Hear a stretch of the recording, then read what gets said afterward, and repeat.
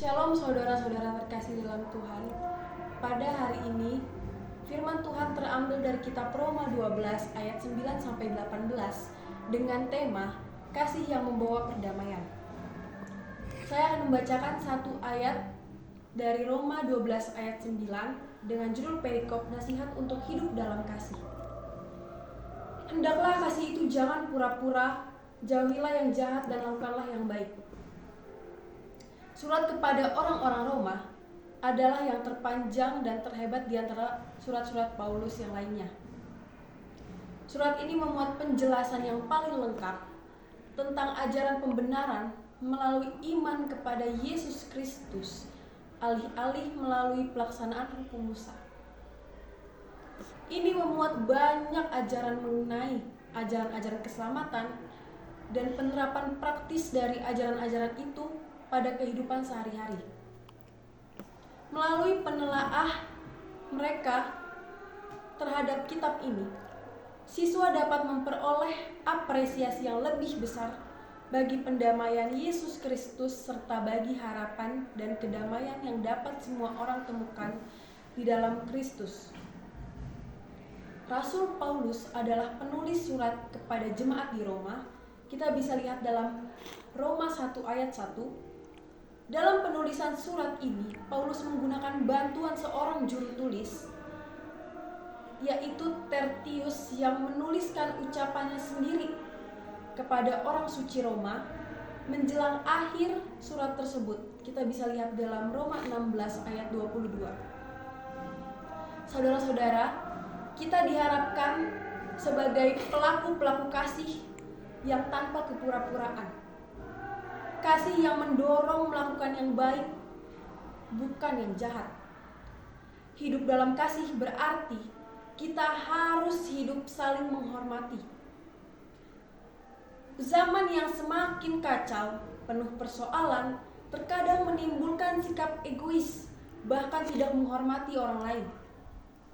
Akan tetapi, hidup baik, damai, dan saling menghormati menjadikan sebuah masyarakat dan bangsa menjadi besar. Hidup dalam kasih berarti kita harus saling menasihati agar hidup dalam persekutuan dengan Tuhan serta melayani Dia penuh semangat dan di dalam roh. Semakin sempit waktu dalam mengelola kehidupan sehari-hari. Itulah kenyataan zaman ini. Jika kita mendalami Roma 12 ayat 9 sampai 18, setidaknya ada 3 prinsip kehidupan yang harus kita lakukan agar hidup yang kita jalani lebih bermakna dan membawa damai. Yakni, pertama, mengasihi orang jangan pura-pura. Kelihatannya Paulus menyadari kondisi jemaat Roma dalam hal mengasihi. Kasih yang diwujudkan masih tidak tulus, hanya sebatas kata-kata. Paulus ingin jemaat Roma dapat saling mengasihi sebagai saudara dan saling mendahului dalam memberi hormat. Lalu yang kedua, semangat dalam melayani Tuhan. Paulus menyadari dalam pelayanan bisa terjadi banyak sekali gesekan. Karena itu Paulus menasihati jemaat Roma dalam keadaan apapun. Mereka harus tetap rajin melayani, tidak boleh kendor semangatnya. Lalu biarlah roh tetap nyala-nyala dalam melayani Tuhan. Walaupun banyak sekali kesulitan ataupun rintangan, tetap semangat dalam melayani Tuhan, dan yang terpenting adalah tetap tekun dan berdoa. Lalu yang ketiga, kita senantiasa menjadi saluran berkat bagi orang lain.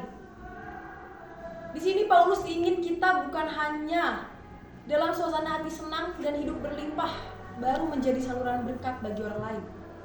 Tetapi Paulus ingin setiap hidup kita harus menjadi saluran berkat bagi orang lain.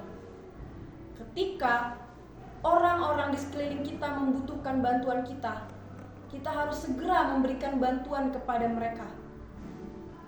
Nasihat Paulus bukan hanya untuk jemaat Roma pada saat itu, tetapi juga untuk kita sekalian. Saudara-saudara terkasih, sudahkah kita memiliki dan memberikan hidup yang bermakna kepada orang-orang di sekeliling kita? Hidup dalam kasih berarti berpikir untuk mengasihi dan berbuat kasih secara konsisten, artinya terus-menerus kepada siapa saja. Di sini saya akan membacakan ilustrasi untuk kita semua. Yang pertama, tadi kita diajarkan dari firman Tuhan untuk mengasihi, jangan pura-pura. Mengasihi orang jangan pura-pura ialah kesadaran kita bahwa kita lebih dahulu menerima kasih Allah dalam Yesus yang akan menolong kita untuk mengasihi dengan sepenuh hati. Dalam kehidupan sehari-hari banyak orang yang kelihatannya baik tetapi ada maunya menolong orang, berharap mendapatkan imbalan atau suatu pujian. Hal ini tidaklah baik untuk dilakukan. Ketika kita sudah mengasihi dengan sungguh-sungguh, artinya kita sudah bisa menjauhi salah satu kepura-puraan. Kita sudah melakukan hal yang baik di dalam Tuhan. Lalu yang kedua, kita diajarkan untuk semangat dalam melayani dan jangan kendor. Kita harus mempertahankan semangat kita dalam melayani Tuhan, dalam berpelayanan. Seperti Paulus, walaupun diancam dari penjara ke penjara, tetap semangat bahkan rela mati. Kenapa kita tidak boleh kendor dalam melayani Tuhan? Karena kita melayani Tuhan bukan melayani manusia. Karena melayani Tuhan tidak semua orang bisa berada di posisi tersebut atau berkesempatan melayani Tuhan. Jadi, saudara, semasih kita bisa melayani Tuhan, kerjakan pelayanan sebaik mungkin. Lalu yang terakhir atau yang ketiga, menjadi saluran berkat ialah kita harus menyadari bahwa kita adalah orang-orang yang sudah diberkati Tuhan. Berkat itu tidak hanya disebabkan karena banyak uang. Yang tidak punya uang pun bisa menjadi berkat bagi sesama. Bukan hanya tentang materi, bisa juga dengan memberikan perhatian, memiliki hati yang rela menolong, membantu dari apa yang kita punya. Lalu dari firman ini kita dapat mengaplikasikan kasih dimulai dari dalam diri sendiri. Karena kita tidak mungkin orang menghormati kita ketika memberi nasihat jika hidup kita tidak diuji terlebih dahulu. Hidup yang baik dan damai, mengampuni dan memaafkan merupakan buah yang manis yang membuat kita diterima dengan baik oleh lingkungan kita. Memang tidak mudah, tetapi jika memang mau dilakukan, ini akan membuat hidup kekristenan kita menjadi contoh terhadap sesama.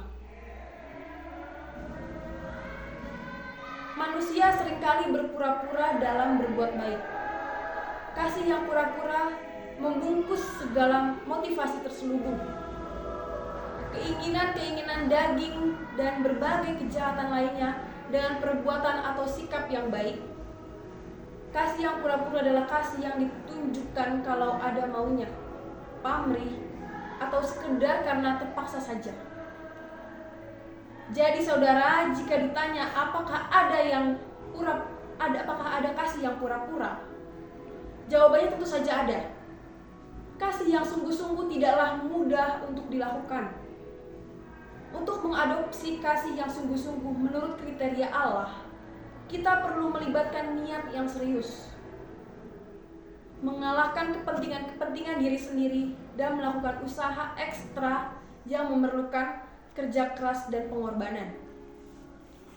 Jika itu belum menjadi bagian dari diri kita, artinya kita termasuk dalam golongan orang-orang yang belum bisa mengamalkan kasih yang sungguh-sungguh dalam standar kerajaan surga. Demikian firman Tuhan. Amin.